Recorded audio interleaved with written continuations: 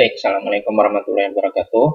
Kali ini Mister akan menjelaskan tentang adab berbicara. Terkait adab berbicara ini, Mister sering mendengar bahwa anak-anak zaman sekarang itu sering berkata toksik. Pengaruhnya dari mana? Sebagian besar pengaruhnya dari lingkungan game. Apalagi game-game yang sering digemari sekarang ya, seperti game PUBG yang bisa voice chat. Terharap ketika untuk memperbaiki adab berbicara kalian, alangkah lebih baiknya, terutama nih yang para gamers ini, kalau seandainya main game juga, kata-kata toksiknya dikurangi. Itu pesan moral dari Mister lah tentang terkait adab berbicara. Oke, kita next, lanjut ke slide selanjutnya. Oke, nah di sini ada adab berbicara. Menurut Abu Zakaria Al-Anbari berkata, ilmu tanpa adab bagaikan api tanpa kayu bakar. Adab tanpa ilmu bagaikan ruh tanpa jasad. Nah, maka ilmu dan adab harus menyatu dalam diri muslim, dan semestinya semakin berilmu harus semakin beradab. Jadi percuma kalian ilmunya tinggi tapi nggak punya adab. Nah, itu bagaikan api tanpa kayu bakar. Nah, jadi nggak bisa menyala, nggak bisa berguna ilmunya. Begitu juga dengan adab tanpa ilmu. Kalau kalian beradab tapi nggak punya ilmu, bagaikan ruh tanpa jasad. Kalian nggak bisa berkontribusi di dalam kehidupan kalau kalian nggak punya ilmu. Nah, seperti itu. Jadi kedua aspek ini saling membutuhkan. Setiap ucapan yang keluar dari lisan manusia akan dimintai pertanggungjawaban oleh Allah Subhanahu wa taala. Apabila kalian berkata kasar kepada teman, berkata kasar kepada guru, orang tua, nah suatu saat itu akan diminta pertanggungjawaban di akhirat, kecuali kalian meminta maaf terhadap orang yang bersangkutan. Nah, karena itu setiap muslim harus berusaha menjaga lidahnya dengan memperhatikan adab-adab dalam berbicara. Adab berbicara akan diuraikan sebagai berikut. Next. Nah, yang pertama ada berbicara yaitu isi pembicaraan adalah kebaikan. Di sini firman Allah, tidak ada kebaikan pada kebanyakan pembicaraan rahasia mereka, kecuali pembicaraan rahasia dari orang yang menyuruh manusia bersedekah. Jadi nggak boleh berbisik-bisik, intinya berahasiaan di depan orang, kecuali sedekah. Atau berbuat kebaikan atau mengadakan perdamaian di antara manusia. Nah, barang siapa yang berbuat demikian karena mencari keridaan Allah, maka kelak kami akan memberikan pahala yang besar.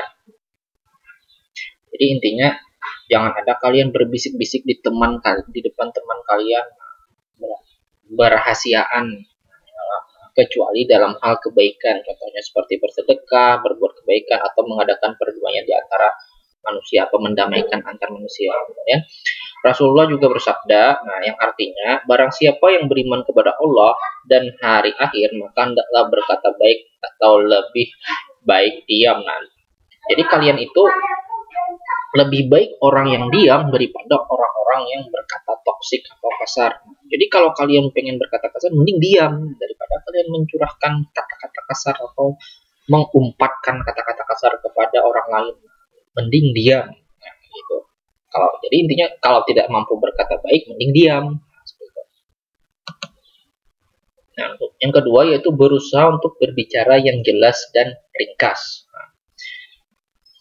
Hadis Rasulullah bahwasanya perkataan Rasulullah SAW itu selalu jelas sehingga bisa dipahami oleh semua yang mendengar. Intinya berbicara itu jangan yang bertele-tele. Berbicara itu yang jelas, padat, ringkas. Nah, itu. Kemudian Rasulullah juga bersabda yang artinya, sesungguhnya orang yang paling aku benci dan yang paling jauh dariku nanti di hari kiamat adalah orang yang banyak omong dan berlagak dalam berbicara. Bahasa kita itu sombong artinya.